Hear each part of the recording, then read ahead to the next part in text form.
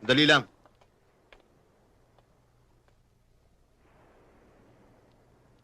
Bawat isa sa amin dito may presyo sa ulo. Paano kami makakasiguro na hindi ka maghuhudas? Hindi mo may aalis sa amin na magduda. Ang totoo, may patakaran kami dito. Sino man ang makakilala sa amin, o ano man ang marinig nila tungkol sa aming kilusan, nilalagyan namin ng tingga sa ulo. Ni isang nota wala akong alam. Wala akong hilig sa musika. Hindi ako marunong kumanta. Sana totoo. Pare-pareho lang tayong wanted. Papayag akong dito ka maglungga pansamantala.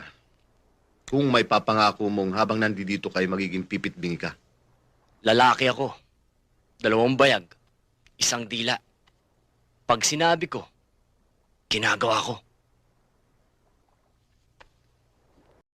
Gusto kong nakikita ang mga mata mo kapag nakikipag-usap ka sa akin. Well, that's better. Payag ka bang magtrabaho sa akin kung kukunin kita sa daddy ko?